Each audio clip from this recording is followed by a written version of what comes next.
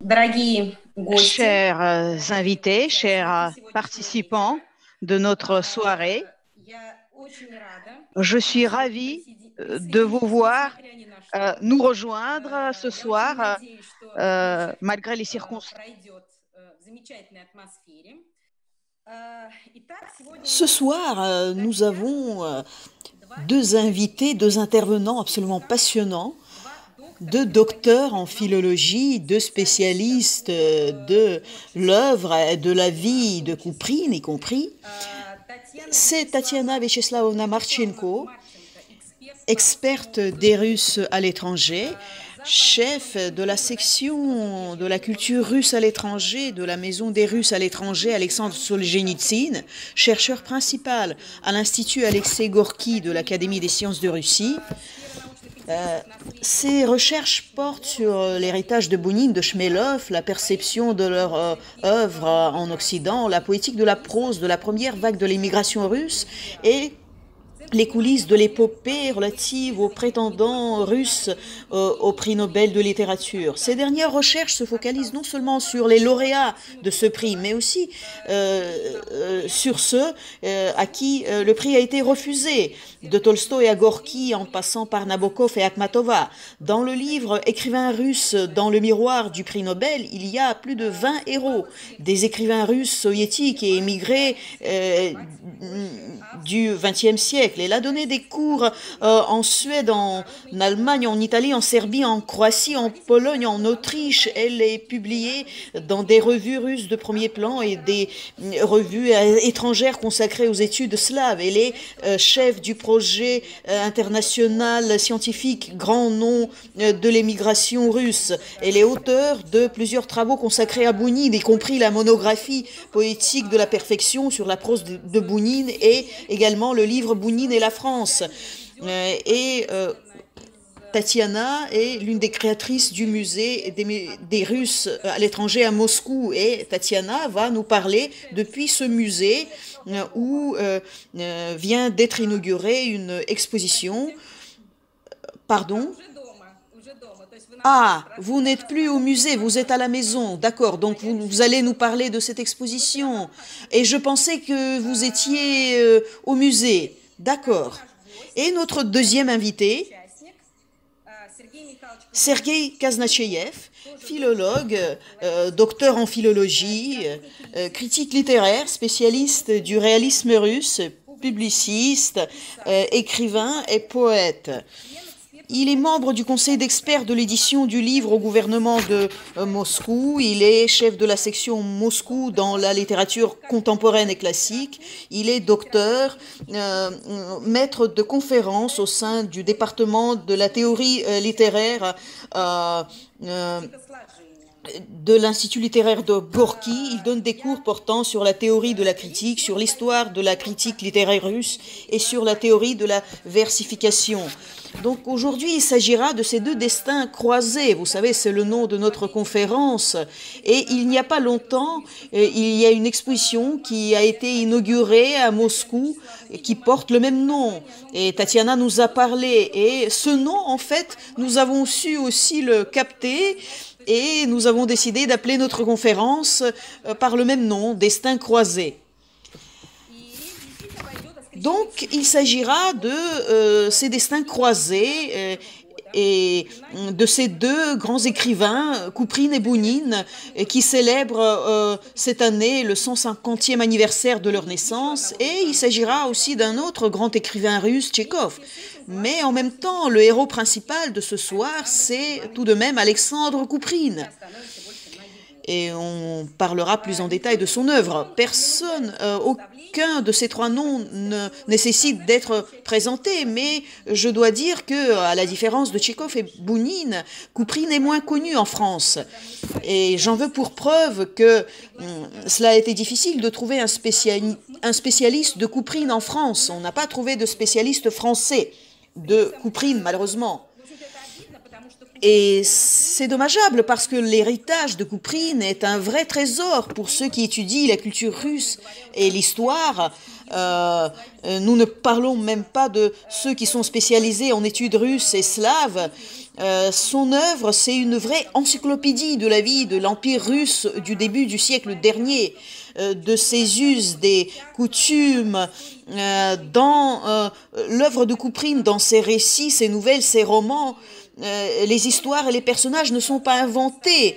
C'est Kuprine qui l'a reconnu lui-même. Et en fait, sa prose est une vraie richesse pour ceux qui étudient le russe.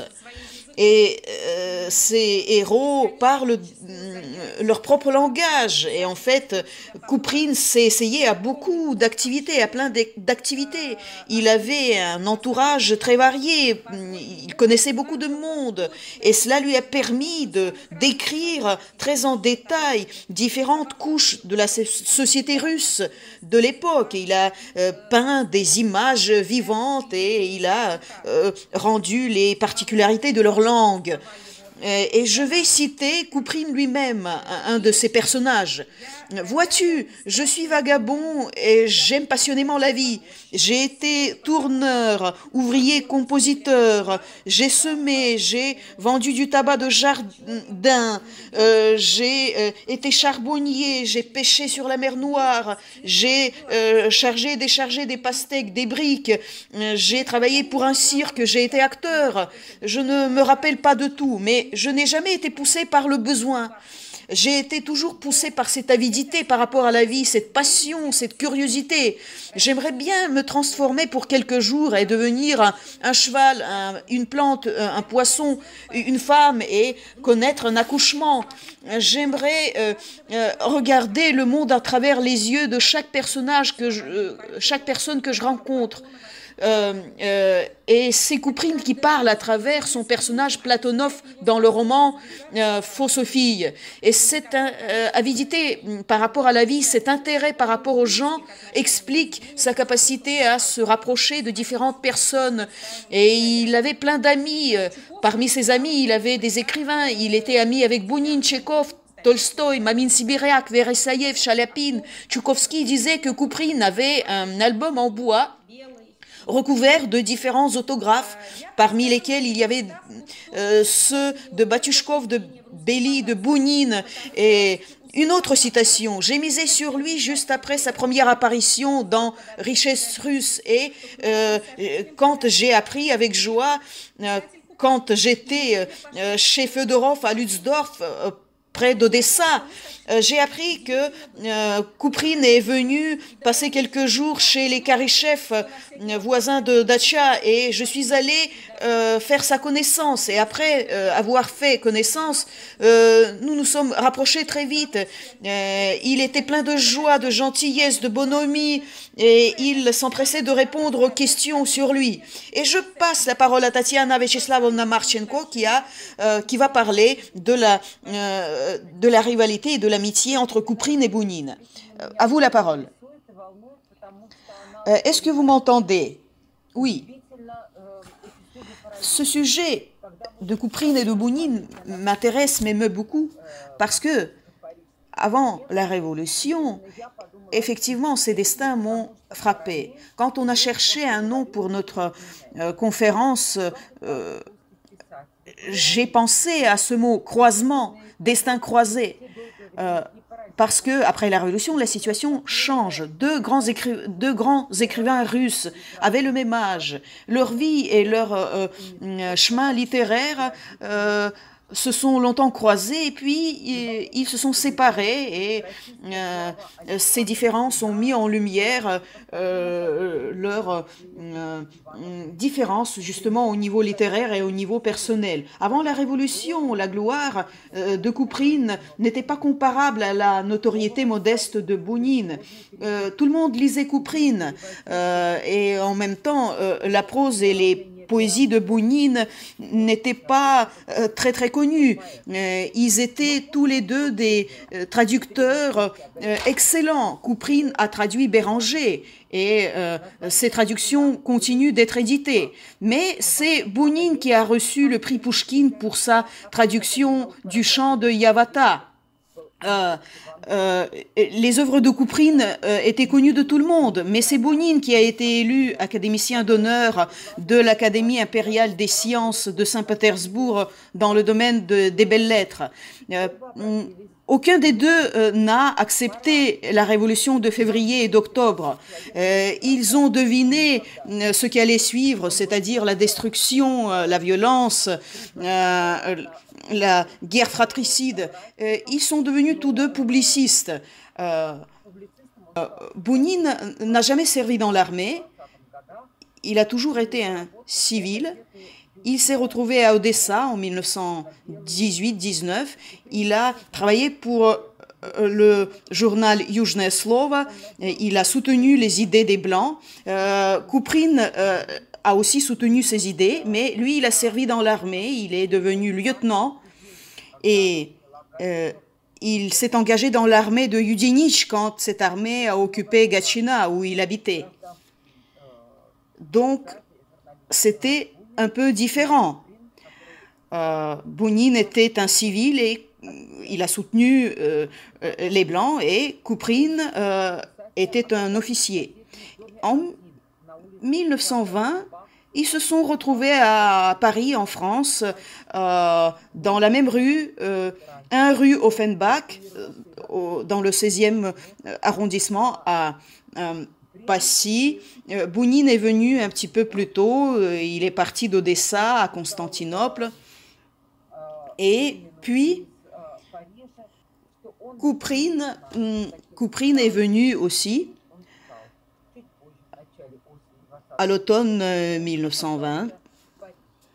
Et en 1922, le lieutenant Kuprine est devenu garçon d'honneur lors du mariage des Bounine à l'église Saint-Alexandre-Nevski, rue Daru. Et puis il a assisté aussi à la mairie du 16e arrondissement à leur mariage, leur cérémonie. Et à la mairie, il a été inscrit comme écrivain, et à l'église, il a été inscrit comme lieutenant. Il était garçon d'honneur du côté de Véra. Alexandre Kuprine, à Paris, a essayé de continuer cette amitié qu'il avait eue avec Bounine avant la Révolution. Ils étaient effectivement proches. Leurs noms étaient souvent réunis dans différentes éditions. Et Kuprine s'adresse à Bounine comme s'il n'y avait pas eu cette séparation. Il était content de le retrouver. Et il avait cet humour tendre, burlesque. Vous savez, Bounine, vous savez, il lui avait pardonné ses tartes au lactaire, qui était une parodie par rapport aux pommes d'Antonov. Et vous savez, Bounine ne pardonnait à personne ses critiques, ses parodies, mais il a pardonné à Kuprine. Et Kuprine propose à Bounine des relations sincères, non formelles, fraternelles, humoristiques. Et il y a une des lettres de Kuprine à Bounine, et Bounine fait des notes, et il dit Kuprine aimait m'appeler Pierre ou Richard. Et pour quelqu'un qui connaît les lettres de l'un et de l'autre, il peut se poser la question, mais qu'est-ce que c'est? Et il peut se dire, mais permettez-moi, pourquoi vous dites ça? Parce que c'est Bounine, en fait, qui s'adressait à Kuprine et l'appelait Richard. Et ça, c'est un marqueur. Et ici, Bounine met une sorte de limite. Ce n'est plus ce qui existait avant la Révolution. Donc maintenant, tout a changé, les relations ont changé. Et Kuprine ne l'accepte pas. Kuprine disait souvent qu'il aimait ce Bounine intérieur, ce Bounine sincère, authentique, celui qui ne fait pas semblant, qui ne prend pas de pause, qui n'essaie pas de jouer, de faire son important. Et Bounine essaie de bâtir une autre biographie, une autre vie à Paris.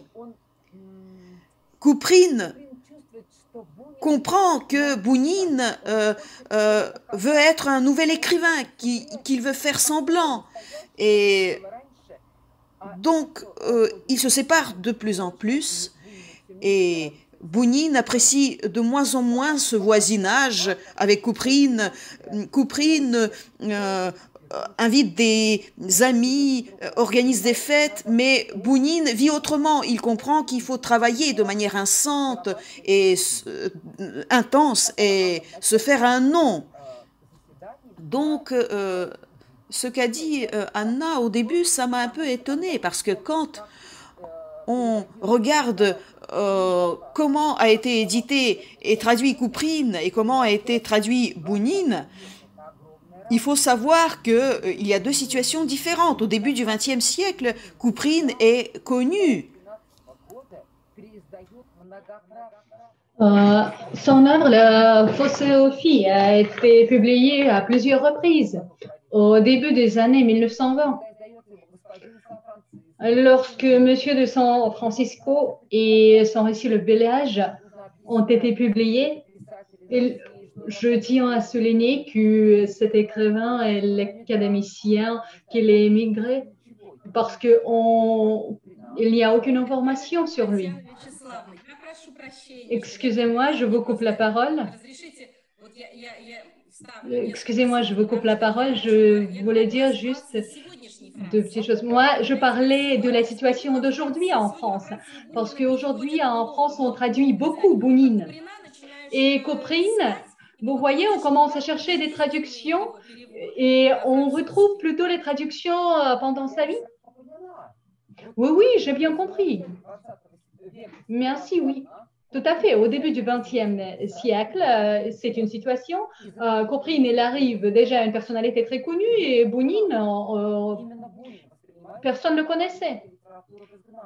Mais en effet, après, c'est lui qui a été traduit comme le chef de la littérature russe en exil. Si vous voulez, si on parle de Couperine, on connaît très bien Couperine en Russie.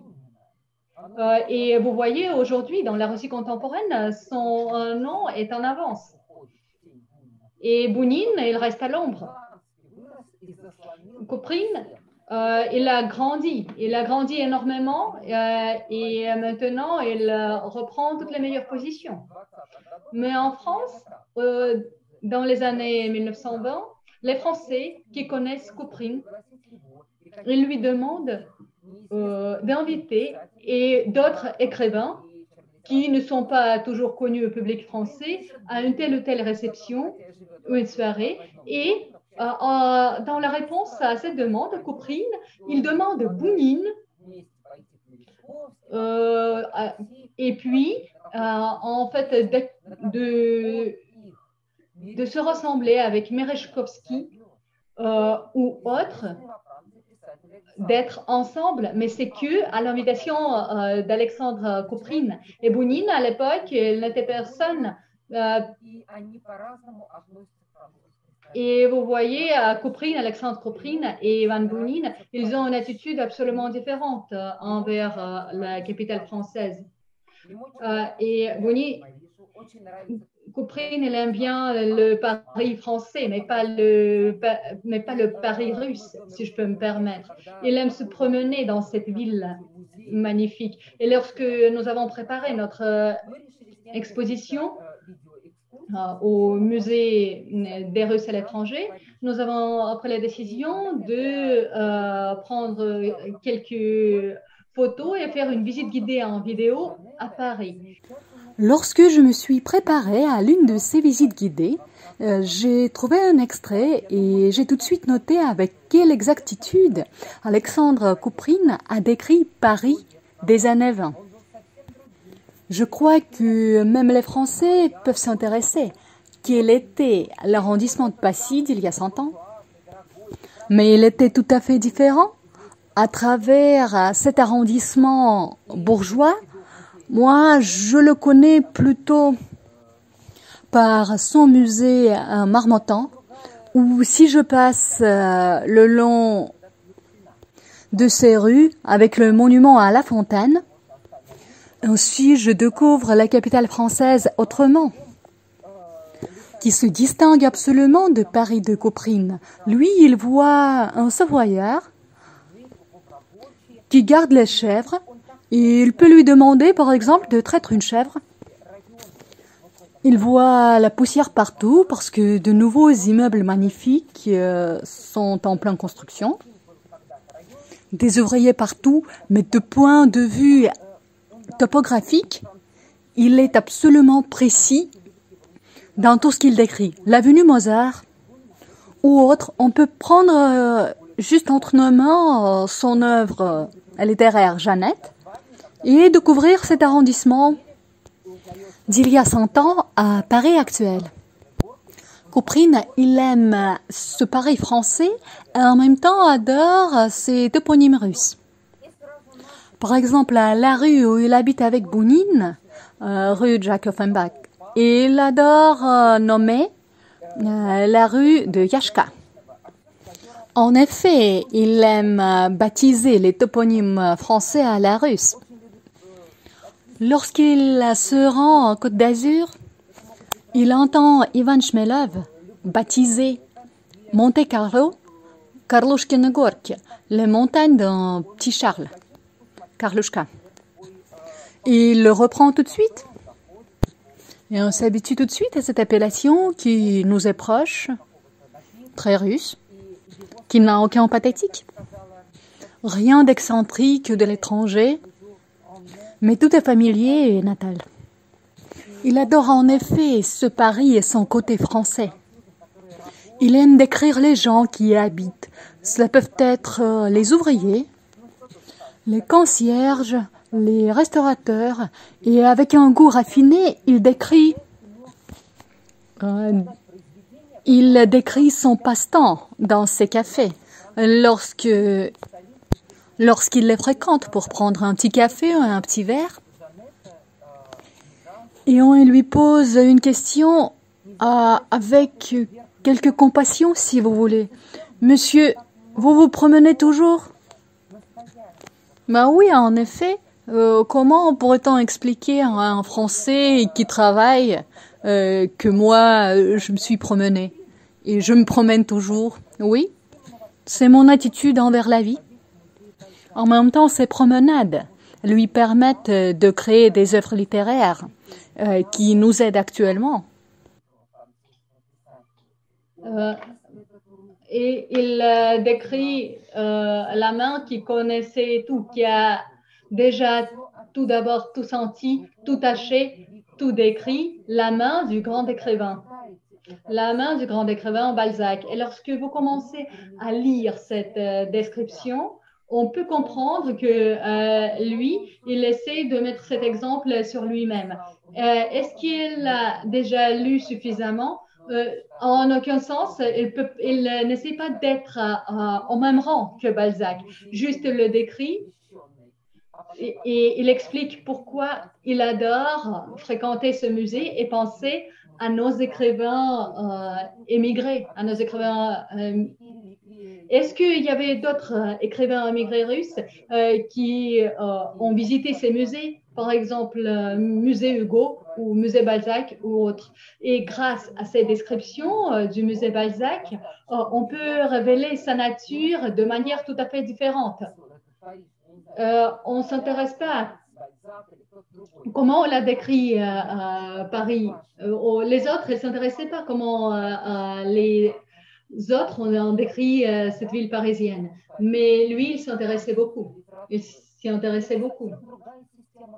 Et en fait, c'est une dimension tout à fait différente. Anna, je vois votre réaction. Peut-être je vais terminer mon monologue et j'écoute votre question. C'est ma mère qui est à ta côté, c'est très intéressant parce que moi, je participe de chez moi. Moi, en effet, je pensais au musée Balzac parce que mon fils Pierre, il est allé à l'école qui se trouve juste à côté de ce musée Balzac. Mais c'est vrai, les autres écrivains en exil, je dirais, vous avez tout à fait raison. Ils s'occupaient plutôt d'eux-mêmes. Je ne peux pas dire qu'ils se vantaient un peu, mais ou qu'ils ont attiré l'attention qu'à eux-mêmes, mais Couperine en découvre son intérêt tout à fait naturel envers la vie et envers chaque personne. Il aime les gens, c'est vrai. Il aime les animaux. On peut lire comment il décrit les animaux. Bah, il les sent. Regardez comment il décrit n'importe quelle couche de société, ces images de femmes. C'est un intérêt très profond envers les gens et envers la vie et envers tout ce qui l'entoure. Il s'intéressait vraiment à sa vie en France. Et Bounine, à l'inverse, elle s'intéressait à Paris russe et Paris à la russe. Et Couperine, c'est Paris à la française. Et c'est pour ça j'aime bien comparer donc ces extraits avec ma vie réelle, mes visites à Paris, par exemple à boulevard Montmorency. Et moi, j'ai découvert même des faits à côté de cette maison, les mêmes que l'on retrouve dans l'œuvre de Couperine. Maintenant, je souhaiterais passer la parole à M. Sergei Kaznacheyev, qui a actuellement, donc je dévoile un petit secret, il travaille sur un livre-album qui est consacré aux trois géants de belles lettres russes, Couperine, Bounine et Tchekhov. Sergei Mikhailovitch, c'est pourquoi cette idée est intéressante et précieuse de réunir ces trois grands écrivains de la littérature classique. En quoi ils se ressemblent et quelles sont ces différences? Est-ce que vous m'entendez? Oui, oui, très bien. Peut-être que moi, je ne travaille pas en gros sur ce livre, mais je contribue plutôt à la possibilité de pouvoir le publier dans le cadre du programme de maison d'édition moscovite. C'est un album très joli, préparé par Olga Zavezeva, employé du musée littéraire, dont M. Dmitri Bak préside actuellement. Il est directeur du musée littéraire et j'espère que cette édition verra le jour, mais ça dépend de la maison d'édition certainement. En ce qui concerne Alexandre Couperine, moi, au début, j'ai réfléchi un peu pourquoi on me pose la question sur Couperine et pourquoi je suis liée à cet écrivain. Et puis, j'ai compris. En fait, pendant mes études à l'université, j'ai écrit un petit scénario, si vous voulez, pour un film télévisé d'après le Caniche blanc. C'était l'adaptation de Caniche blanc d'Alexandre Couperine, mais je voyais qu'il y a quelque chose qui manque parce que le scénario, quand même, la mise en scène, elle prend beaucoup de place au lieu de texte de l'auteur. Et c'est pour ça, en fait, j'ai trouvé ces similitudes avec Bounine et j'ai inclus les poèmes de Bounine dans ce scénario, l'adaptation du Caniche blanc. Mais ce projet, en fait, il n'était pas demandé. Mais peut-être, à titre posthume, oui, cette adaptation verra le jour. Oui, oui, on vous entend très bien. En ce qui concerne Alexandre Couperine,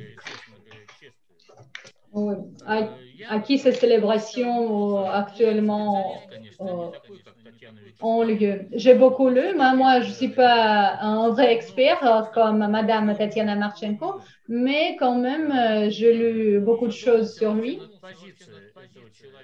Et je réfléchis beaucoup sur la position de cette personnalité et de sa figure dans le monde littéraire. Pasternak disait sur Bloch, mais je cite quand même qu'il n'était pas fait par les mains humaines et personne ne l'imposait. Et à mon avis, Couperine, elle est pareille. Personne ne l'imposait. J'ai posé une question à l'un des directeurs de l'Institut littéraire. Et vous, est-ce que vous étudiez Couperine, vous faites vos recherches sur Couperine? Mais il me disait que vous voyez, notre direction, elle a plutôt d'autres sujets plus pertinents actuellement. Mais vous voyez, Couperine, elle était un peu en dehors de toutes les écoles et de tous les systèmes. Même, il n'était pas inclus dans les programmes scolaires ou universitaires. Pendant la période soviétique et même la période post-RSS, on étudie beaucoup Bloch, mais lui, non. Excusez-moi, je vous coupe la parole. Est-ce que Couperine ne fait pas partie du programme scolaire? Est-ce que vous pourriez me dire c'est quoi? C'est le duel ou la sorcière Olessa? Vous voyez, mais moi, je me souviens de mes années scolaires et je suis plutôt persuadée qu'il faisait partie du programme et je me souviens pas trop du titre de l'œuvre. C'était plutôt le bracelet de Grenat. Mais je crois que c'était plutôt pas dans le programme, mais dans le programme extrascolaire. Moi, je voulais juste citer un peu plutôt sur la personnalité de Couperine. Il est extraordinaire. Vous voyez, il peut pas être inscrit tout simplement dans le programme. Par exemple, Tchaïkovski. Couperine n'a en effet aucun rapport avec Alexandre Ivanovitch, que l'on voit dans sa petite chambre, sans ceinture, qui porte une chemise défraîchie, sur son corps nu, en murmurant une chanson des soldats.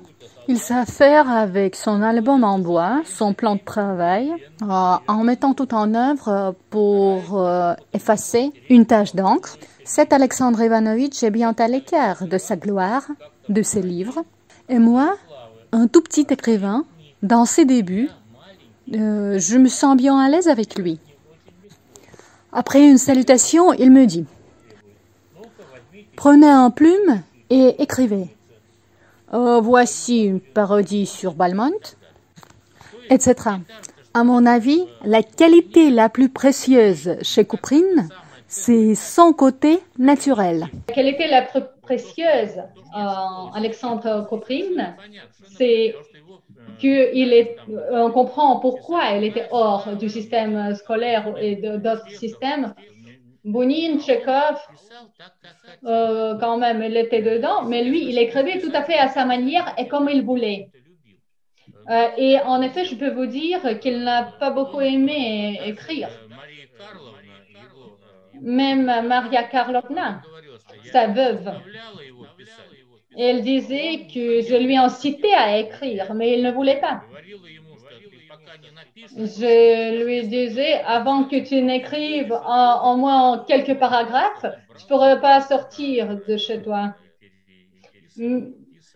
Mais il a pris quelque chose de Juncker, par exemple, et il l'a réécrit. À mon avis, le fait est que sa sensation et son sentiment de la patrie intérieure était très important pour lui.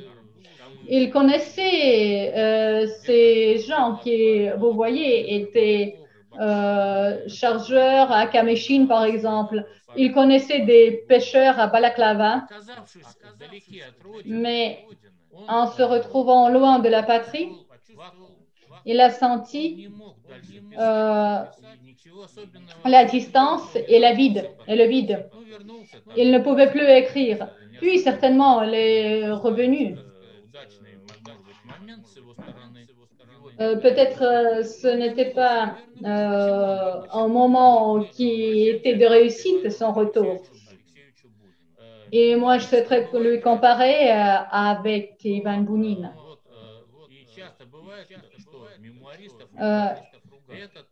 Les mémoristes sont absolument différents et parfois on dit qu'ils ne sont pas bons. Si on prend un exemple, les mémoires de Belli, on peut voir après la critique, Belli, il se trompe partout. Là, il n'est pas correct. Et puis, si on prend comme exemple Avdotia Paneva, c'est pareil. Il a eu beaucoup de mensonges dans ce qu'il a écrit. Mais Bounin, il a écrit ses mémoires et personne ne disait qu'il faisait quelque chose de ne pas correct. Parce que c'était l'exactitude dans ses mémoires qui était importante. Et il a décrit l'état, si vous voulez, d'Alexandre Koprine à l'étranger. Ben, on va dire...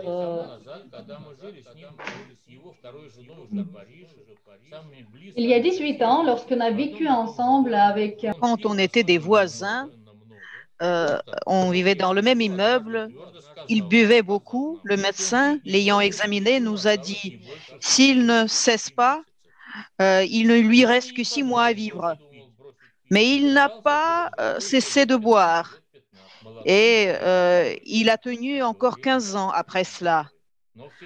Et il était bon pied, bon œil, comme disaient certains, mais tout a sa fin. Et il y a 3 ans, étant revenu du Sud, j'ai rencontré mon ami et j'ai été frappé. On ne pouvait pas reconnaître Kuprine.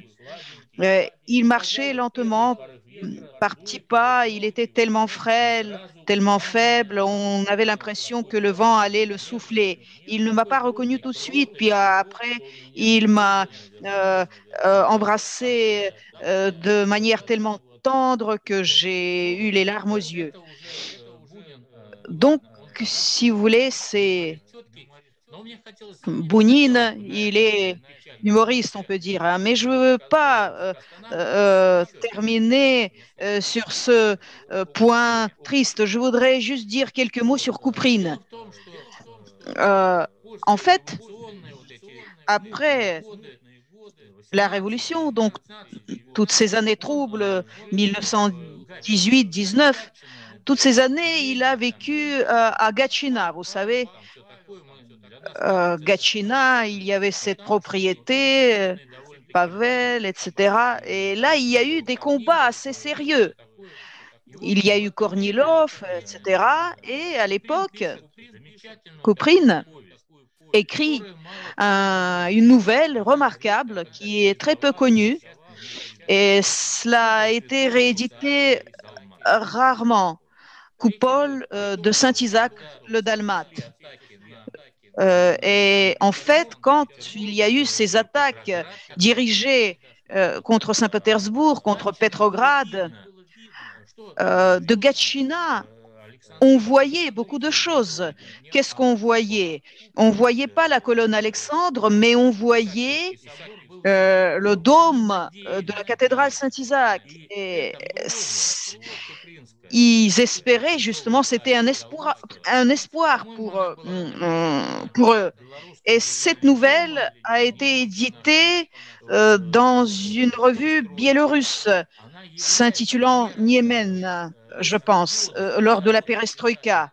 Et c'est un exemple de cette grande liberté de l'écrivain quand il est indépendant de toute idéologie, toute opinion politique. Il écrit ce qu'il voit, ce qu'il observe. Et je pense que c'est ça qui témoigne de cette grande maîtrise de l'écrivain, de son talent. Voilà ce que je voulais vous dire.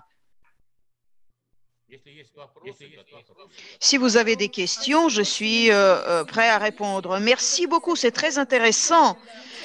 Et je pense que cette remarque concernant la liberté, effectivement, c'est le critère principal. Et quels sont les critères que vous pourrez nommer? Quels sont les critères les plus importants pour les écrivains, les poètes, de votre point de vue? Est-ce qu'il y a ces critères selon lesquels on peut juger les écrivains? Oui, je peux répondre. Alors, je pense que dans notre situation, lorsque dans la littérature triomphe ces genres du type fantaisie, histoire parallèle, on invente ceci ou cela. Maintenant, le postmodernisme est en vogue. Les Français invitent beaucoup, souvent Vladimir Sorokin, on le traduit. Oui, il a été à la mode, il est déjà passé de mode, puis il est devenu de nouveau à la mode. On peut inventer n'importe quoi. Moi aussi, je peux inventer des choses. Mais ce qui émeut vraiment jusqu'aux larmes, c'est que la personne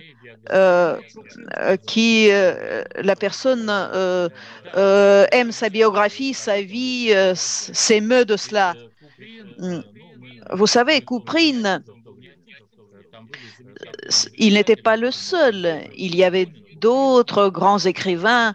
Il y avait Bounine, Couperine, Sergei Evtensky, Léonid Andreïev et d'autres écrivains.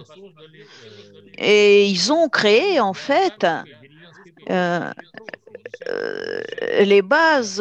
ces bases pour la prose paysanne russe.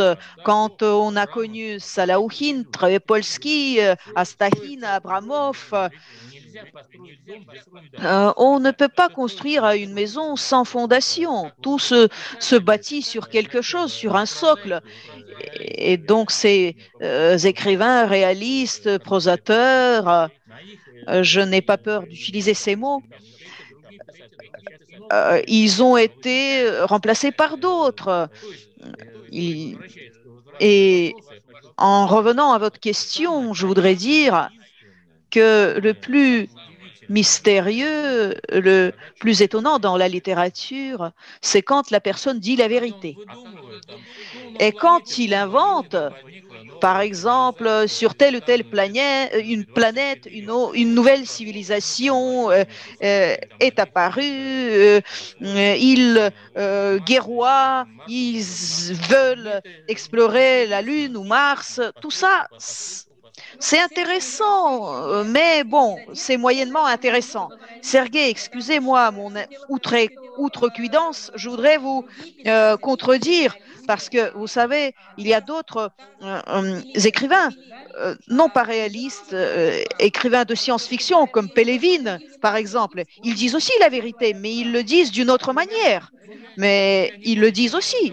Ils disent aussi la vérité, n'est-ce pas? Je ne vais pas vous contredire, Anna, parce que ça n'a pas de sens de vous contredire. Mais vous savez, là où Pélevin dit la vérité, oui, ça m'intéresse. Mais là où il parle de choses inventées, bon, Pélevin, il a du talent. J'ai un ami, Mikhail Popov, et lui, il écrit de la prose, alors qui est un peu à la limite entre la réalité et la science-fiction. Et je lis ses nouvelles, je lis son roman comme un écolier. C'est un écolier qui est sur le pont de Koursk et il rencontre son ancienne maîtresse, chef, qui l'avait humilié. Et qu'est-ce qu'il peut lui dire à cette maîtresse? Qu'est-ce qu'elle peut lui dire, elle? Et ça m'a intéressé tout de suite. Et puis, après, il dit, alors, on va visiter telle ou telle planète et tout. Bon, tout de suite, mon intérêt s'épuise, vous savez. Oui, je vous ai compris. Et dites-moi, concernant vos jugements sur le socle pour notre prose rustique, belle prose russe, qui, par sa profondeur, sa créativité, est vraiment incomparable. Mais ça aussi, ça a servi de socle pour quelqu'un. Et qu'est-ce qui se passe maintenant avec le réalisme?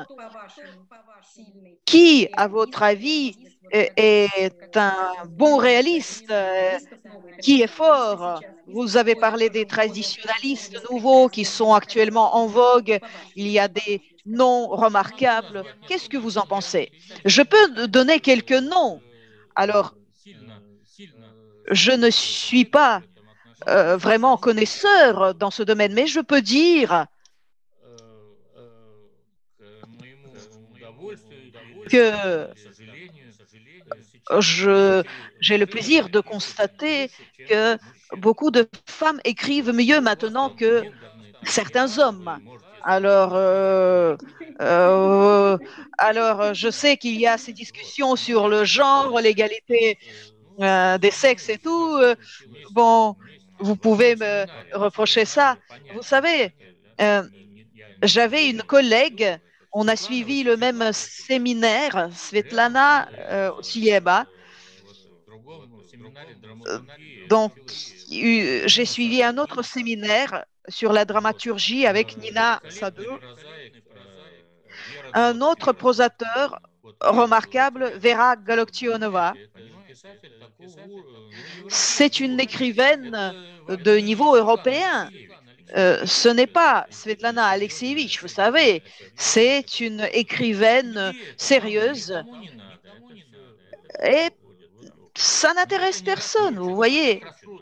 Ça n'est pas connu. Et comment faire connaître cela? Je ne sais pas. Sergueï, et pourquoi, à votre avis, actuellement, ce qui est à la mode et ce qui est primé, ceux qui sont primés, ce sont ces écrivains qui sont certes importants, mais parmi eux, il y a beaucoup qui reçoivent leurs primes et on ne sait pas pourquoi, parce qu'on peut difficilement les qualifier de grands. Et la prose artistique, par exemple, on n'y fait pas beaucoup attention. C'est peut-être un phénomène qui existe, je ne sais pas. Ce n'est pas quelqu'un qui manipule cela exprès. Non, mais peut-être que c'est la vie qui est comme ça. Et peut-être c'est pour ça qu'aujourd'hui, le réalisme n'est pas très à la mode, alors qu'on a ce socle. Et justement, Couperine, on en a parlé, qui a préparé ce socle. Et on a beaucoup de jeunes écrivains. On a par exemple, André Antipine qui a participé aux journées du livre russe. On a aussi eu beaucoup de projets Internet où on a invité des prosateurs jeunes. Et donc, il y a des écrivains. Mikhail Karkovsky, un très bon écrivain. Il est traduit en français, il est invité. Mais ce qui est à la mode, ce sont d'autres courants. Et vous, en tant que spécialiste dans le domaine du réalisme russe, à votre avis, quelle est la cause de cela? Pourquoi est-ce que le réalisme est moins intéressant aujourd'hui, attire moins que d'autres courants? Je dirais pas cela. Il y a des images connues qui sont promues, des noms qui sont promus, qui sont connus. Et, par exemple, Piotr Végin et d'autres personnes ont été beaucoup promues. Je ne vais pas parler de Yevtushenko ou Voznesensky, Akhmadolina, Rojdestvenski. Et à l'époque, il y avait une personne très modeste, Nikolai Rubtsov. Il n'était pas très promu, très connu, il n'était pas montré partout à la télé. Mais, vous savez, une fois, j'ai eu des informations sur les ventes. La première place dans les librairies de Moscou est occupée par Pouchkine, bien sûr. La deuxième place est occupée Vous n'aurez jamais deviné. Omar Khayyam, la deuxième place est occupée par Omar Khayyam, parce qu'il y a beaucoup de personnes asiatiques à Moscou et peut-être qu'ils achètent cela. Voilà, donc en russe, bien sûr, c'est lu en russe. La troisième place est occupée par Sergei Yesenin et la quatrième est occupée par Rubtsov, Nicolas. Voilà, vous comprenez. En fait, il y a des chansons qui ont été écrites sur des poésies de Rubtsov et c'est chanté actuellement. Ces chansons sont chantées, mais il est quand même parmi certains poètes oubliés, plutôt parmi ces poètes oubliés. Et on espère que ces poésies vont aussi être lues. Et c'est un grand poète et c'est de notre faute. C'est pas de notre faute à nous, mais c'est la faute à notre civilisation. Parce que Rubtsov n'a pas vécu à l'époque de Tsiolkovsky, n'a pas vécu à l'époque de Lénine. Il a vécu dans les années 70. La plupart de ses poésies étaient interprétées, accompagnées par une harmonica, c'était des chansons. Et aucun cinéaste n'a réussi à enregistrer, n'a pensé à enregistrer ça. Nikolai Trapkin, où est-ce qu'ils sont? Il aurait fallu filmer cela. Il aurait fallu les filmer, les enregistrer, les photographier. Mais on n'a pas eu ça. Et il y a tellement peu de choses qui restent. C'est affreux, vous savez. Juste pour conclure, parfois on nous accuse d'être des gens qui ne sans mémoire, que nous ne nous souvenons pas de telle ou telle chose. C'est en partie juste. Mais nous sommes indifférents à nos propres contemporains. Autour de nous, il y a des gens géniaux et nous disons, bon, bah, d'accord, il y a telle ou telle personne, Oleg, Piotr ou Ivan, bon, ils attendront, leur temps n'est pas encore venu. Et puis, après, ils disparaissent. Et ben voilà, c'est fini. C'est très juste. Mais je dois dire que le Centre de Russie pour la science et la culture essaye justement de faire attention à ses contemporains. On essaye de les inviter à nos conférences et justement, actuellement, cette distanciation fait que on a ces conférences à distance, c'est moins agréable que de communiquer face à face, mais on peut parfois, souvent inviter des gens qui sont loin, réunir différentes personnes et c'est agréable. Oui, bien sûr, c'est très bien. C'est très bien, faites-le. Je pense que il faut dire la chose suivante. Par exemple, une conférence consacrée à l'Institut littéraire. Autrefois et maintenant, on peut m'inviter moi et un auteur contemporain. Moi, je dirais comment c'était autrefois. Et pourquoi vous dites que vous n'êtes pas contemporain? Mais parce que, vous savez, je ne travaille plus à l'Institut littéraire. Vous enseignez, non? Non, je n'enseigne plus. Donc, on m'a licencié. J'ai quitté l'Institut. Le sujet de cette soirée, c'est quand même Couprine. Donc, on va revenir quand même à notre sujet, Couprine. Tatiana, peut-être vous voudrez ajouter quelque chose, parler de quelque chose concernant les relations de Couprine et de Bounine. Et en fait, c'est le même sujet, vous savez. Pourquoi est-ce que Couprine était grand de son vivant et aujourd'hui, en France, on connaît bien Bounine, très bien, et on connaît beaucoup moins Couprine. Vous voyez, il y a certains courants qui deviennent à la mode, on ne sait pas pourquoi, et d'autres écrivains se retrouvent passés de mode. Quelle est cette explication? Pourquoi c'est comme ça? Comment on peut faire en sorte que nos grands classiques soient lus, soient connus, pour qu'on puisse lire aujourd'hui et demain ces grands écrivains? Quel est le secret? Est-ce que vous m'entendez? Oui. En fait, je suis passionnée par le sujet précédent.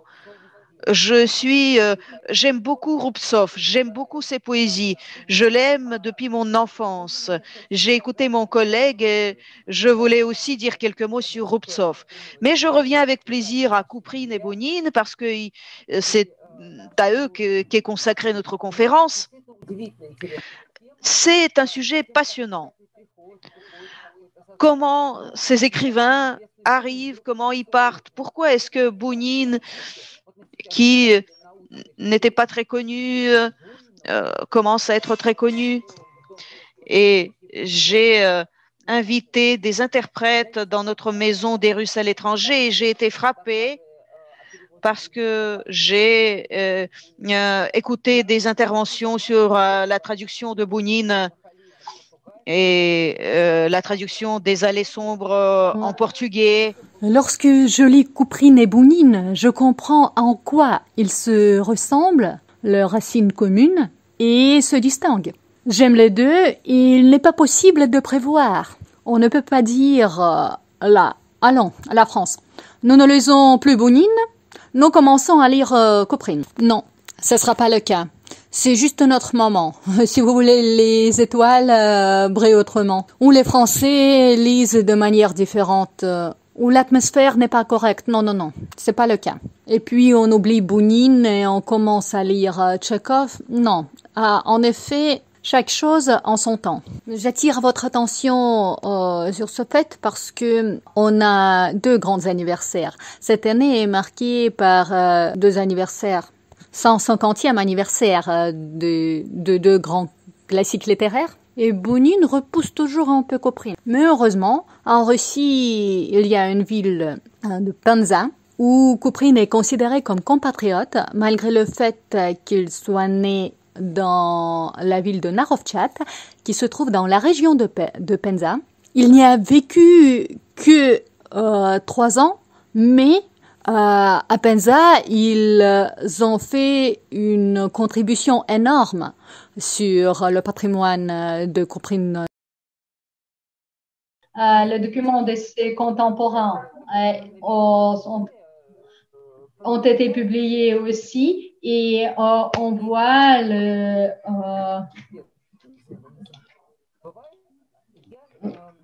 la renaissance, si vous voulez, des œuvres de Kuprine actuellement. Par exemple, je souhaiterais parler un peu de Nabokov. Si on compare, on parle de Bounine et de Kuprine un peu à la nôtre, et puis Nabokov, il arrive et il dit des méchancetés sur eux et sur la littérature russe. On comprend plus comment on peut maintenant penser à la littérature russe, sur le fait comment il était, par exemple, les deux au resto, qu'est-ce que Bounine disait, qu'est-ce que Kuprine lui a répondu. On pourrait dire que Bounine lui a proposé de volailles, et il n'aime pas ça, mais on comprend que c'était Nabokov qui a décrit ces relations antérieures, si vous voulez. Et Nabokov, en fait, elle a publié ses mémoires en plusieurs volumes. Nabokov, il pouvait parler de lui-même. Mais Bounine, après, il ne comprenait pas. Il a eu des questions pourquoi Nabokov lui décrivait de cette manière. Et en même temps, il faisait des mémoires, si vous voulez, affreuses, surtout sur Bloch, sur Tolstoï. Il a dit des méchancetés presque sur tout. Mais pourquoi, dans ce cas-là, il est contre que Nabokov, il faisait pareil avec Bounine? Nabokov elle a parlé également dans ses mémoires sur Couperin. Il a eu une crise, une micro-crise cardiaque et on lui a posé la question, est-ce que c'est vrai qu'il a eu une crise cardiaque, excusez-moi, un accident vasculaire cérébral? Mais non, c'était pas une grande attaque, mais un petit accident vasculaire cérébral. Et Couperin, dans ses mémoires, il était vieux, très fragile, mais en effet, c'était sa maladie. C'était sa maladie qui lui permettait plus être dans la même forme, si vous voulez. Il publiait beaucoup, il travaillait beaucoup, mais physiquement, en effet, il restait un peu faible. Et en même temps, vous voyez Nabokov qui n'était pas gentil aux autres. Il n'écrivait que quelques lignes sur Couperin, mais je me souviens bien de Couperin qui me salue avec une bouteille de vin rouge dans les arbres et le feuillage vert. Là, c'était très gentil et on a été étonnés. Mais vous voyez, on savait déjà que Couperin ne voyait plus. Il a perdu sa vision. Et vous voyez cette image que je vous ai citée tout à l'heure de leur rencontre. Ils ont pu juste quelques verres de vin et tout de suite, cette belle image très forte, celui qui écrivait, si vous voulez, de cirque et dans les autres récits. Et maintenant, il nous salue avec une bouteille de vin. Mais pourquoi? Et maintenant, dans nos mémoires, on pense à lui comme ça. Et pourquoi elle a fait ça? On voit Nabokov enfin de l'autre côté. S'il était très méchant envers Bounine, ici il était très gentil et très amical. On voit son essence, si vous voulez, axée sur Couperin de manière très gentille et très aimable. J'ai voulu dans notre production de cadeaux et de souvenirs, on a des choses sur les jours maudits de Bounine. Et moi, je souhaiterais parler également de Coupole de bulbe de Saint Isaac Dalmatsky, mais c'est le texte qui est tout à fait différent et il a fait son service. Il décrivait les officiers, il décrivait son service. Mais en même temps, il décrivait cette même époque que l'on ne retrouve pas dans les jours maudits et dans n'importe quelle œuvre de Bounine. Ou, par exemple, dans la vie d'Arsénière qui commence avec où on ne peut pas voir son enfance, où on peut voir ses moments dans sa maison natale. Mais si on commence à lire l'œuvre de Couperin, les Copoles, les bulbes de Saint-Isaac Dalmatsky, on voit tout de suite cet enfant qui a été décrit avec la douceur très touchante, très émotionnelle. Et à cette époque-là, on ne pourrait même pas imaginer, on ne pourrait même pas penser à ceci. Parce que c'était plutôt des matelots qui ont été décrits de manière très stricte, si vous voulez. Et vous voyez son attitude avec la langue et envers le langage. Et ce n'est pas par hasard. On a parlé de Couperin, de la personnalité très naturelle et véritable. Hier, Anna, je vous ai envoyé un petit texte. Et oui, je vous ai envoyé un petit texte de Khriapa. En fait, dans les deux textes de Bounine et de Couprine, ce mot a un sens absolument différent. Vous voyez, Bounine, académicien, homme littéraire, en fait, lui demandait, on le faisait même parler de Khriap. C'est une personnalité, hein, pas personnalité, c'est une personne plutôt affreuse, Khriapa, avec de mains mouillées. Mais après, chez Couprine, Khriap, ce mot a un sens absolument différent. Vous voyez? Il décrit comment la vie était difficile à Gatchina, comment était Yudenich et comment ils ont survécu affamés et comment on a vu des soldats de l'armée rouge. Et ces soldats de l'armée rouge et des autres, ils se rassemblaient à Khriap. Et moi, j'ai pensé à ce mot, à son vrai sens. Et quand vous voyez, lorsque du chou, on coupe les feuilles dont on n'a plus besoin, c'est ça, Khriap. C'est ce qui était dans ce sens-là. Et ce sont des feuilles du chou non utilisées dont personne n'a besoin. Et Couprine, vous voyez, il a trouvé un autre sens de ce mot. Couprine, il était gentil, mais à l'époque, il n'était pas possible. Mais vous voyez, il fallait en 1924 à Paris, devant tous les écrivains émigrés et toute l'émigration russe, il aurait fallu avoir un discours, si vous voulez, ardent et même plutôt furieuse, si vous voulez. Mais lui était très gentil. Il était très, très doux parce qu'avec son épouse à côté, sa fille, qui était encore un enfant, et Bounine, en même temps, à partir de 1907, il était avec son épouse, Vera Moromtseva, mais vous voyez, ils étaient ensemble.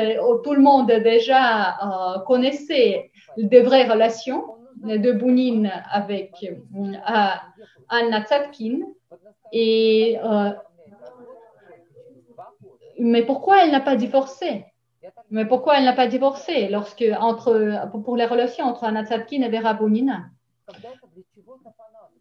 Mais il l'a divorcé à Anna Tzadkin uniquement 2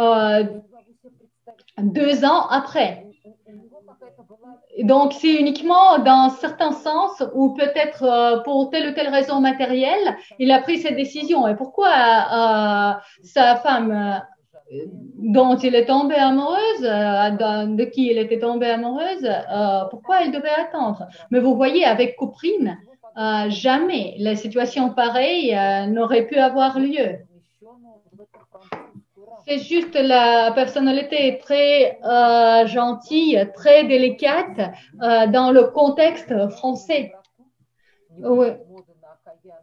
En fait, si un jour on aura la mode pour gentillesse, on n'aura plus de jours maudits.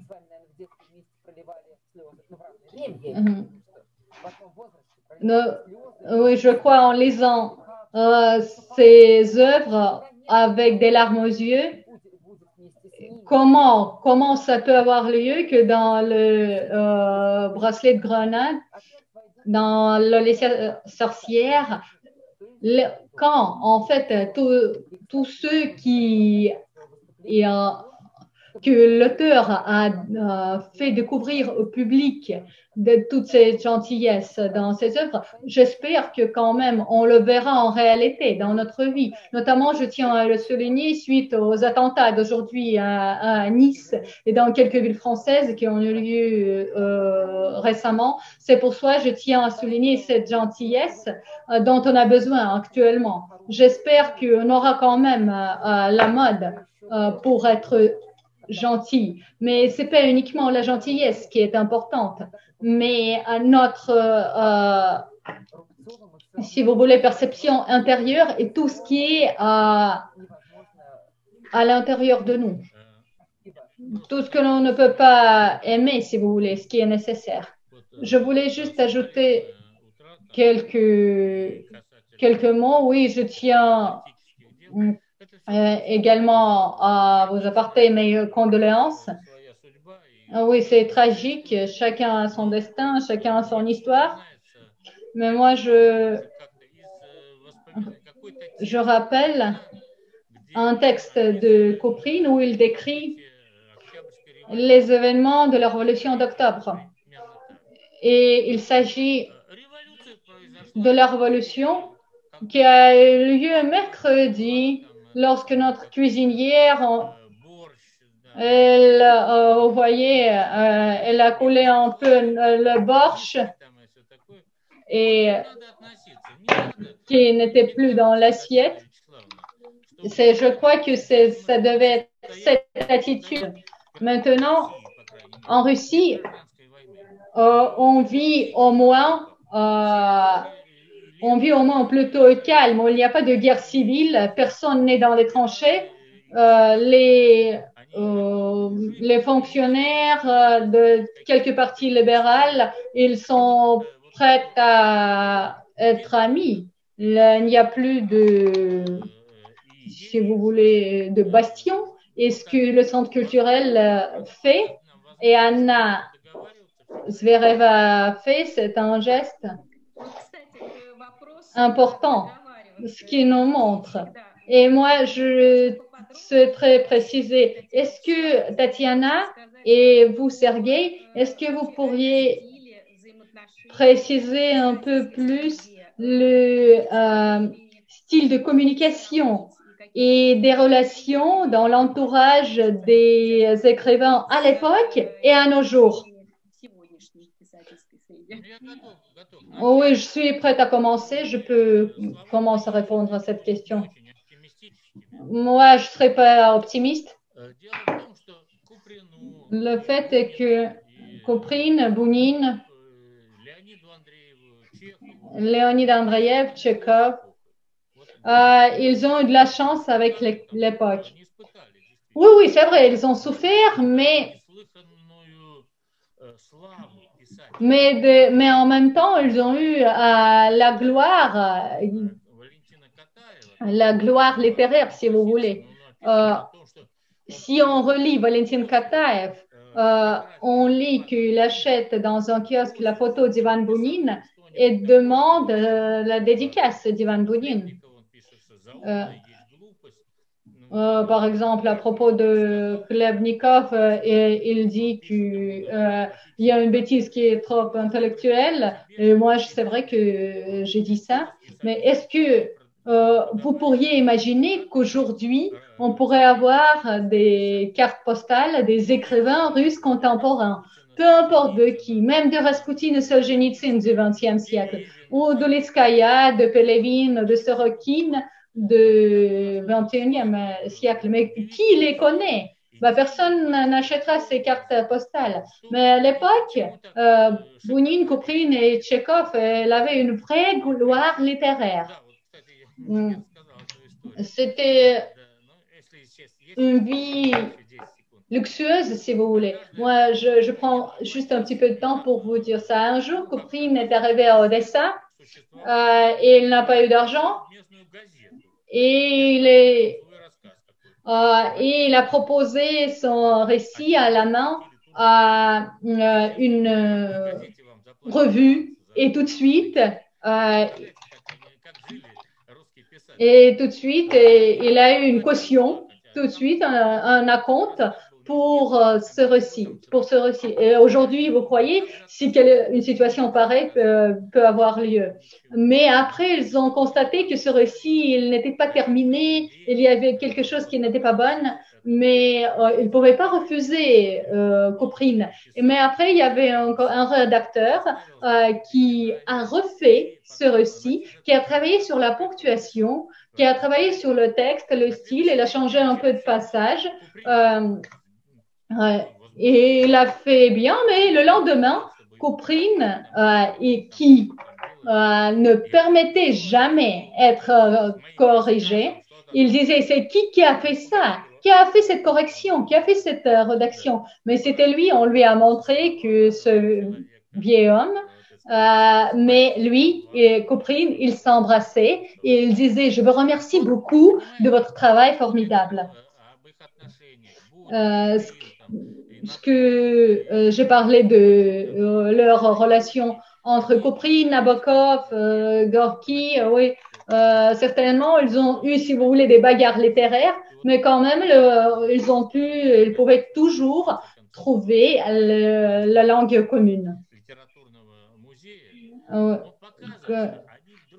musée littéraire dont je vous ai parlé, on peut trouver des documents qui montrent qu'ils ont été amis, ils aimaient l'un les autres. Et là, maintenant, on voit des fascistes, des sionistes, et eux, ils ne s'entendent pas du tout. À mon avis, il faut trouver des points communs à chaque fois. Je voudrais rappeler à nos spectateurs qu'ils peuvent poser leurs questions dans le chat à Tatiana et Sergei. Ne l'oubliez pas. Je pourrai lire vos questions et les transmettre à nos orateurs.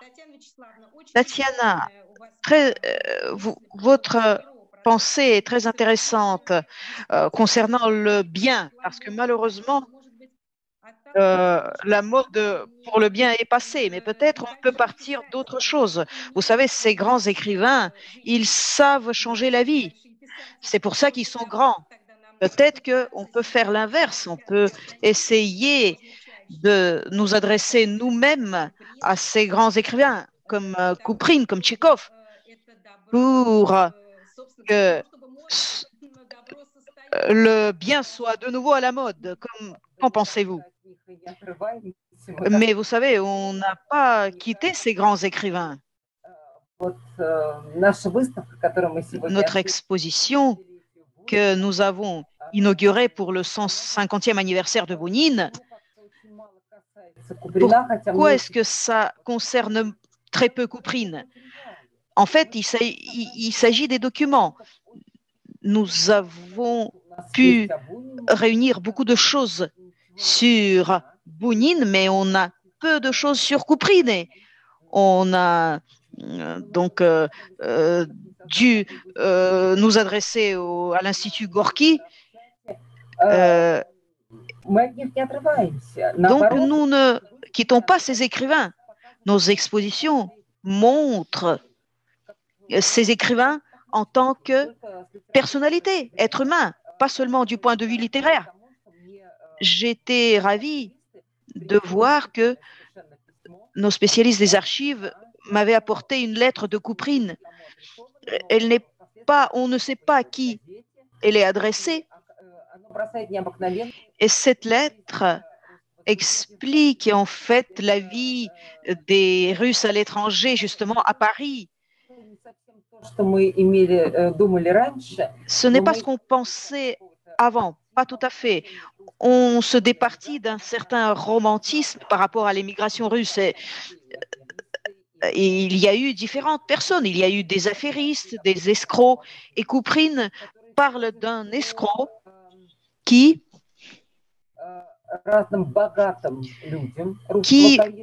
va voir des gens riches de ce Paris russe et il se présente tantôt comme Bounine, tantôt comme Couprine. Et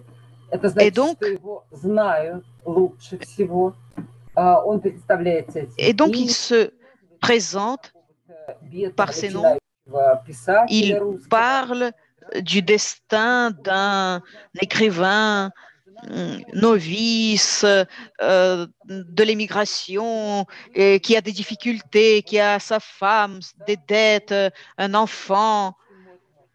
Et donc, il demande d'aider ce jeune écrivain. Donc, il démarche des gens riches et il y a des gens qui répondent à cet appel.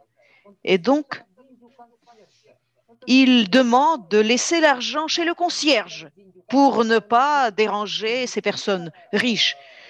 Et il y a pas mal de gens qui ont répondu à ça, à cet appel, et il a réussi plusieurs fois.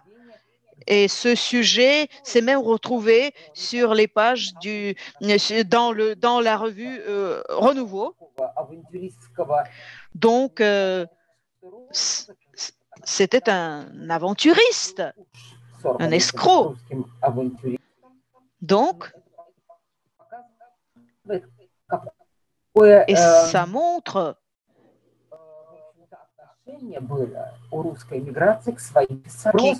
quelle était l'attitude de cette émigration russe par rapport à leurs confrères, à leurs compatriotes. Donc, il y avait des gens qui étaient prêts à aider, soutenir matériellement leurs compatriotes. Et donc, cet escroc,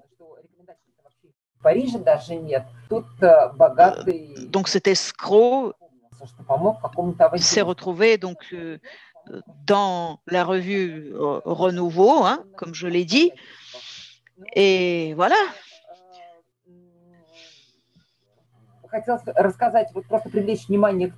Et je voulais juste attirer l'attention sur le fait que la littérature russe occupait une place importante dans la littérature des Russes à l'étranger. Donc voilà, c'est intéressant de parler de leur vie, comment ils vivaient. Donc nous avons nos écrivains, Kuprine, Bounine. Et quand il s'agit de décerner ce prix Nobel de littérature, Kuprine est à égalité avec Bounine, il est tout près. Mais c'est Bounine qui est choisi finalement. Bounine travaille beaucoup et Kuprine connaît des difficultés. Il écrit des choses en exil, mais ce n'est pas le même Kuprine qu'on avait connu avant la Révolution. Il s'ennuie. Donc il ne change pas, il reste la même personnalité que c'était avant la Révolution. Et quand on regarde ces lettres de Bounine et Kuprine, on voit que cette vie, elle n'est pas plane, elle n'est pas plate, elle n'est pas sans aspérité. Bounine a eu une vie très intéressante, très passionnante. Et Kuprine, Merezhkovsky, Bounine se retrouvent, font partie d'un même ensemble, d'un tout. Et Bounine, en fait, connaît une vie vraiment très passionnante, traverse des périodes très passionnantes. Et Kuprine, donc, il attendait toujours des nouvelles de ses amis, de ses collègues. En fait, cette vie, on ne la connaît pas assez. Même aujourd'hui, il y a des choses qu'on ne connaît pas. Et ça a été une vie passionnante. Et on découvre nos écrivains, nos grands écrivains, on découvre en fait leur côté inconnu, inattendu. Et en fait, ils vivaient côte à côte dans cette rue Offenbach. Et c'était tellement... ils étaient tellement proches. Merezhkovsky, Bounine, Kuprine, ils étaient tout près les uns des autres. Et tout cela, c'était un quartier si petit. Et tout ça, c'était notre littérature russe qui se trouvait à Paris à l'époque, qui était intéressante pour certains, moins pour d'autres. Et plus on a de documents, plus on pourra éditer de choses, plus on pourra parler de cette vie. Et donc, plus ça sera intéressant à nos lecteurs potentiels parisiens. Очень Merci, c'est très intéressant ce sujet, le pari russe. Et dites, Tatiana, cet escroc, quel était son nom? C'est juste intéressant, je suis curieux. Il a cité différents noms. Alors, je vais essayer de trouver. En fait, c'était son gagne-pain. D'autres Russes, d'autres aventuriers russes le connaissaient. Et donc, finalement, il a été dénoncé à la police. Parce que, bon, c'était un escroc. Hein. Mais alors, il a signé avec différents noms. Je n'arrive pas à trouver son nom. Simonov. Mais il n'était pas très particulier, très spécial. Hein. Donc, il connaissait beaucoup de rues parisiennes et il était tout le temps en train de chercher des mécénats, des gens riches. Et maintenant, on se dit, mais il a fait la gloire de Bounine, de Couprine. Il y avait un sculpteur aussi qui est devenu connu. Donc, en fait, oui, grâce à lui, il a contribué à, comment dire, à la renommée, la reconnaissance de ces écrivains, en quelque sorte. Et donc, cet article dans la revue Renouveau s'intitulait Méfiez-vous des escrocs. Hein. Ça a été publié en 1926. Et donc, voilà, c'était intéressant de mentionner cela. Vous avez abordé ce sujet intéressant, ce phénomène. Regardez à quel point ces écrivains étaient différents et à quel point ils étaient russes tous les deux. Et Bounine a écrit ses meilleures œuvres en exil et Couprine s'ennuyait de la Russie. La Russie lui manquait. Oui, il a écrit des choses, mais il n'était pas le même qu'en Russie. Et à votre avis, pourquoi est-ce que ça s'est passé comme ça? Bounine aussi était très russe. La Russie lui manquait aussi, mais il a créé des chefs-d'œuvre en France, vraiment, par rapport à ce qu'il avait écrit avant. Je pense que la révolution, la guerre civile ont été un tournant. Et cela m'attire, ce parallélisme des destins. Et puis, ensuite, ça change et ces destins deviennent différents. Ils vivent, même ils ont vécu dans cette rue, côte à côte. C'est passionnant. Et en fait, ça aurait pu être la même chose, mais ça, finalement, c'était vraiment différent. Et vous savez, cette exposition qu'on a inaugurée, on a pensé à ce sujet. Et on a pensé à cette image des Russes blancs de Bosphore.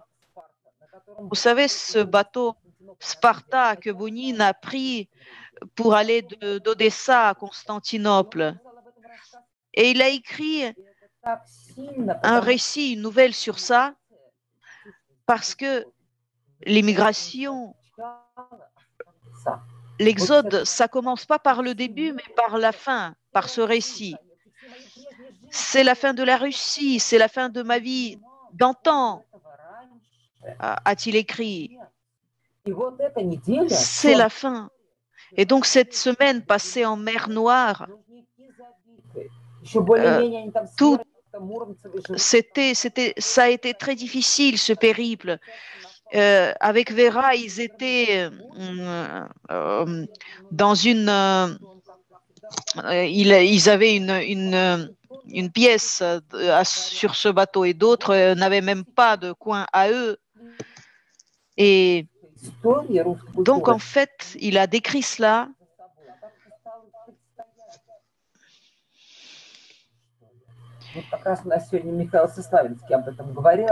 Et donc,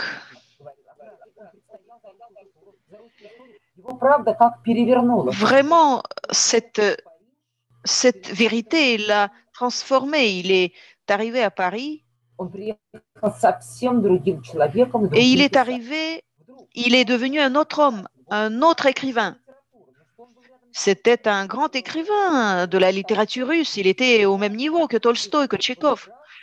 Et tout d'un coup, en exil, Merezhkovski, il avait aussi une renommée mondiale, européenne. Et il avait appris auprès de Merezhkovski.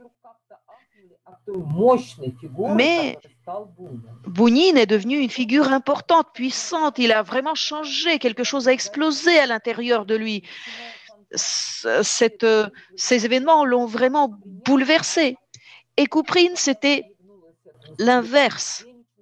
Quand l'attaque de Yudenich sur Petrograd a capoté, donc quelque chose s'est brisé en lui. Et en fait, voilà, quelque chose s'est brisé.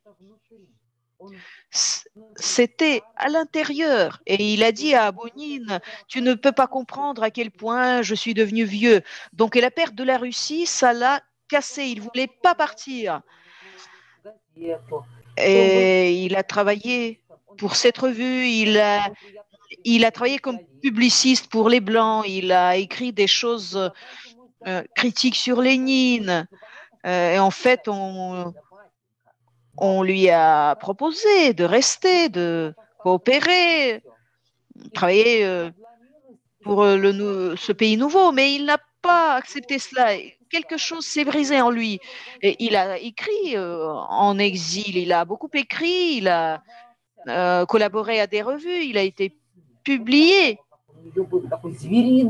Mais avant, il avait cette curiosité, cette passion pour la vie, mais ça s'est étiolé. Donc, il a perdu sa passion, cette puissance, cette curiosité.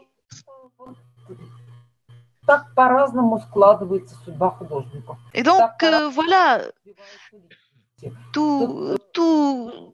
on peut pas, on n'a pas de recette pour tous les écrivains. Souvent, différents écrivains ont différents destins. Et donc, Kouprine et Bounine, oui, ont connu des chemins un peu différents en exil. Et donc, il y a des gens qui aiment beaucoup le roman Route du temps. Et moi, j'ai lu ça. Certains disent que bon, ils ont lu ça et que ce n'est pas de la bonne prose. Mais en fait, non, c'est une prose excellente. Donc, tout dépend du point de vue. Les gens ne sont pas tous pareils. La prose de ces deux écrivains était différente.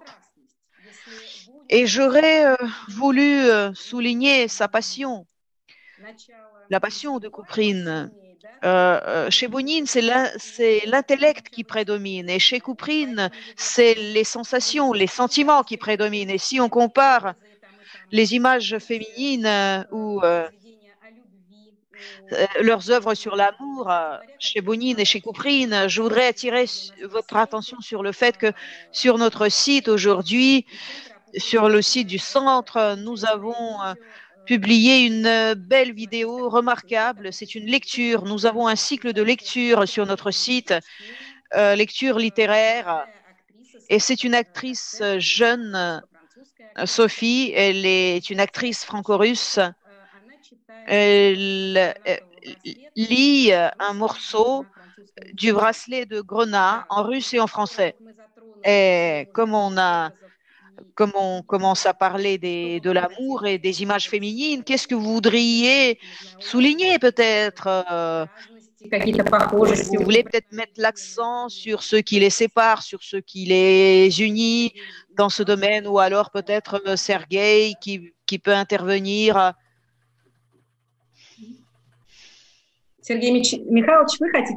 Sergueï, vous voulez dire quelque chose? Non, non, je suis prêt à écouter. Écouter qui? Ah non, non, non, je ne vais pas montrer cette lecture, c'est sur notre site. Vous pouvez aller sur notre site et regarder cette vidéo. Ces lectures, ça restera sur notre site. Et ensuite, nous allons aussi mettre en ligne l'enregistrement de notre conférence en français et en russe.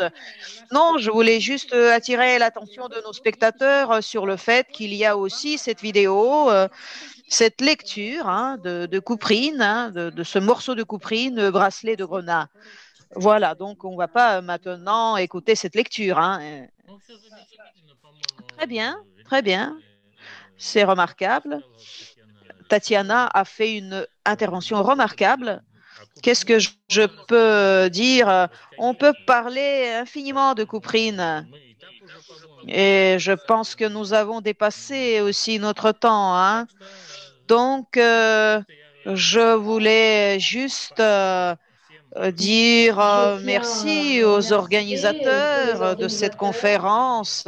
Merci personnellement à Anna Zvereva et à tous les autres qui ont assuré cette conférence. Je pense que tout ça s'est bien passé. Oui, on parle déjà depuis certain temps et c'est une conversation très intéressante. On a un très bon entretien. Est-ce que, comme vous êtes écrivain et poète, est-ce que je pourriez vous demander de lire un peu de votre quelques poèmes?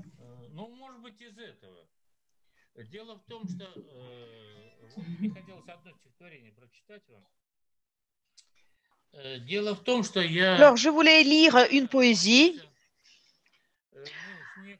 Vous savez, j'ai toujours été un peu sceptique par rapport aux poésies composées par des poètes qui voyagent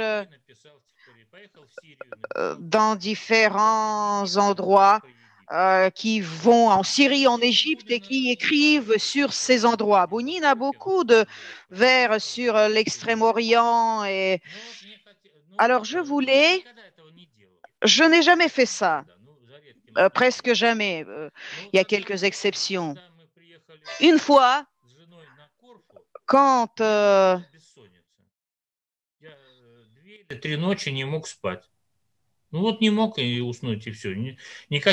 pas pu m'endormir. Je ne pouvais pas dormir, aucune inquiétude, quoi que ce soit, pas de stress. Et puis, je suis sortie de chez moi au bord de la mer et j'ai vu une plage et les Grecs m'ont répondu, c'est l'endroit où l'Odyssée en fait a été emporté par une vague après le naufrage. Et puis il a répondu Nausicaa, donc dans l'Odyssée, princesse phéacienne. Et l'un de ces poésies, je souhaiterais vous reciter. Peut-être elle est un peu ennuyeuse, mais vous voyez, Brodsky, il est aussi ennuyeux.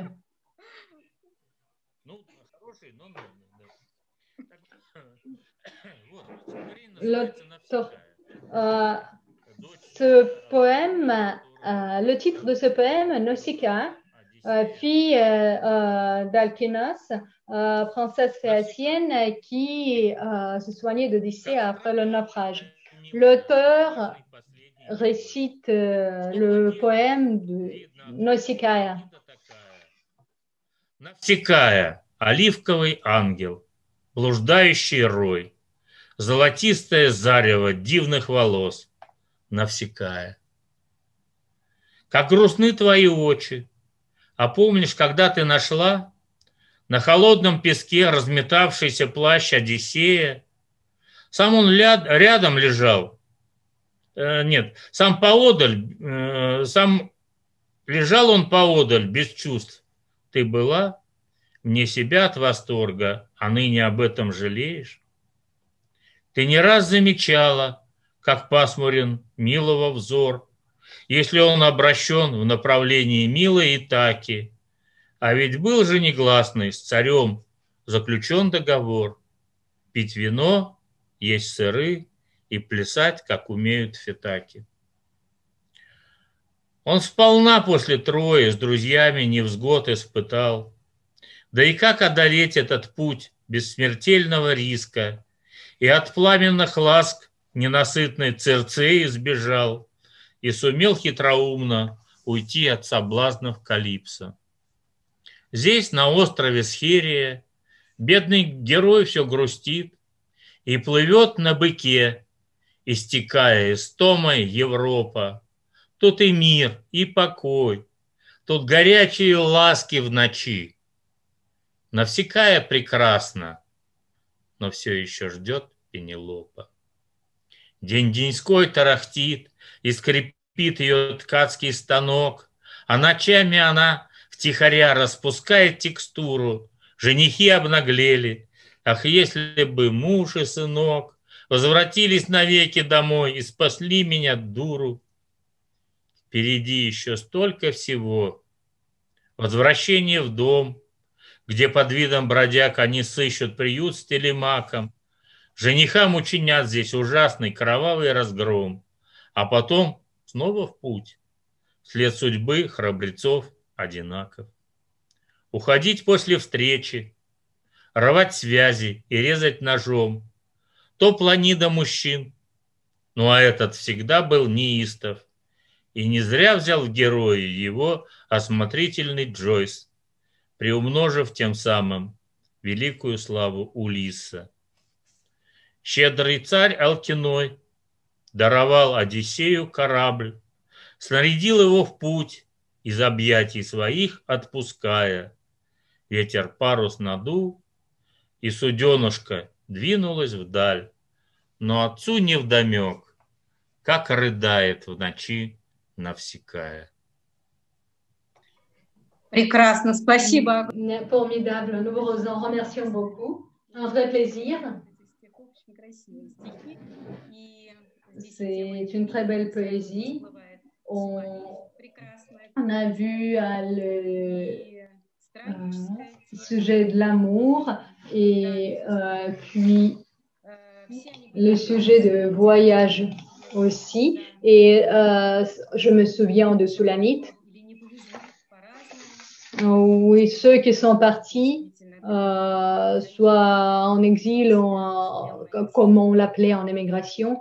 Ouais, certains ont eu de la chance, les autres non.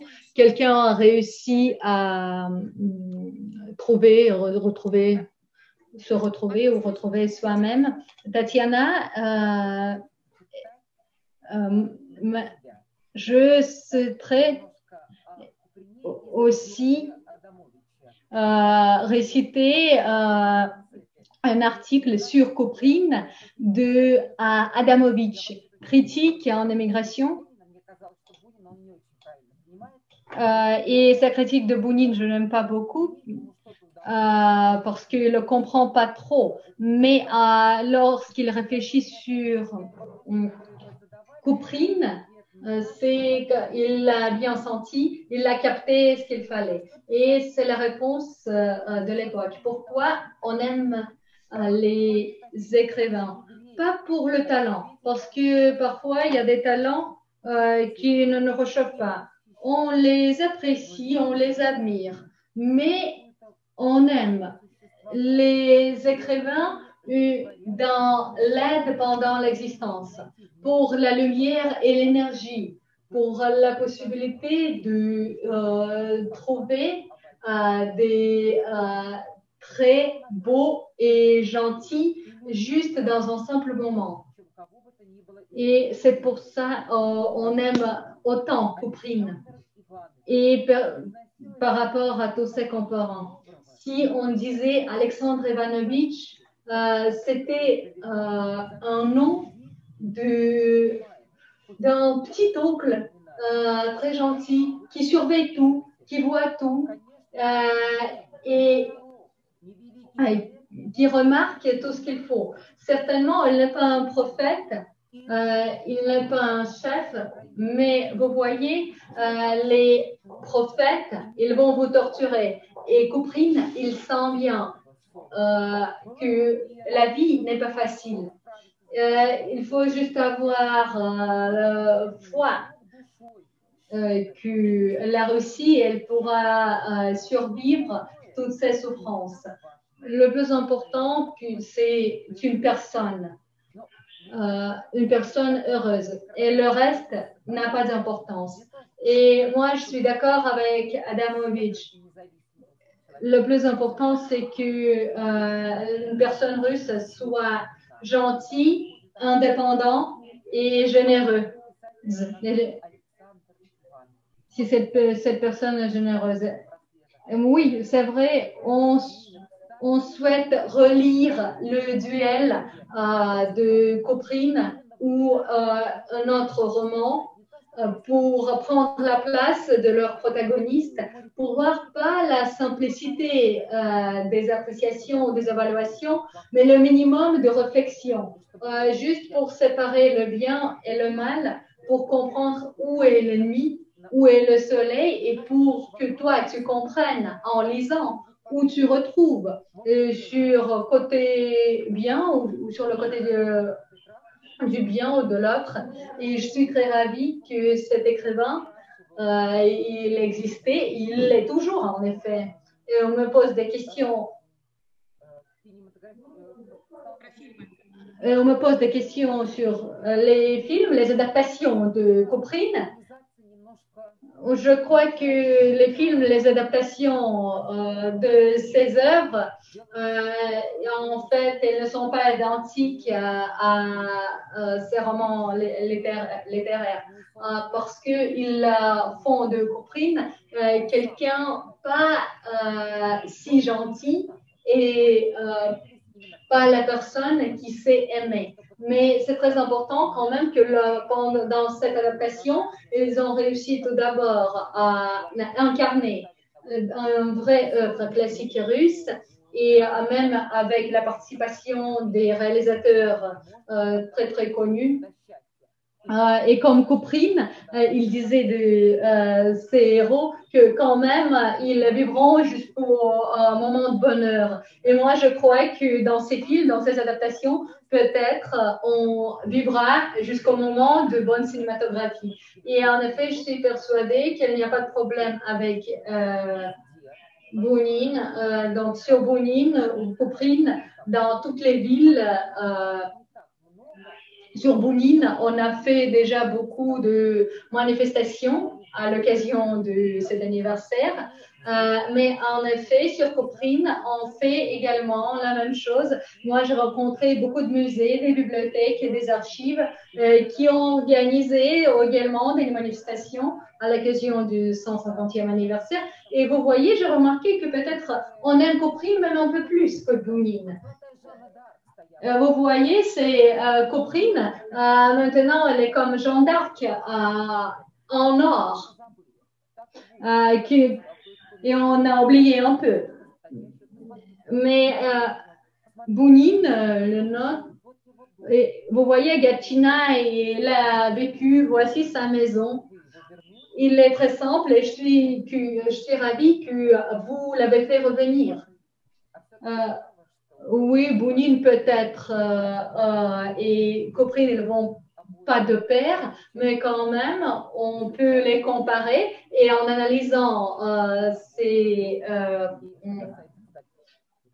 traits, on peut révéler de nouvelles choses. Vous voyez, il n'y avait plus de nouveaux monuments à l'hommage de Bounine parce que partout, il y en a beaucoup de monuments à Bounine. Et un monument sublime, un Arabchat, a été érigé, le monument à Alexandre Couperine, et c'est un très grand monument. Il était couvert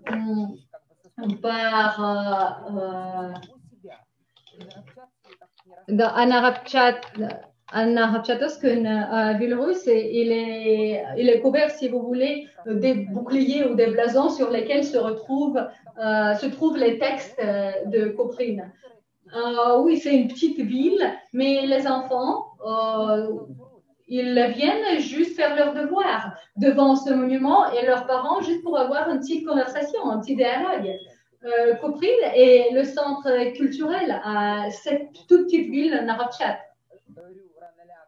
Par exemple, si à rue Ramlag ou à l'avenue Mozart, on pourrait faire un monument pareil où les gens se retrouvent ou se réunissent, ça serait bien. Et je vous propose en ce moment, à cette note importante, de clôturer notre soirée littéraire. Aujourd'hui, oui, j'espère, pourquoi pas ne pas faire ériger le monument à Paris. Je vous remercie tous. Je remercie tous nos invités pour cette conversation très, très intéressante. J'ai toujours beaucoup de questions et je veux bien les poser, mais j'espère quand même vous rencontrer de nouveau. Peut-être on aura une discussion sur Koprine de nouveau ou sur un autre écrivain. Merci beaucoup Madame Marchenko, merci beaucoup Monsieur Kaznacheyev. Mais c'est déjà assez tard parce que je remercie tous les participants et tous les spectateurs qui ont été avec nous. Merci beaucoup. Santé à tous.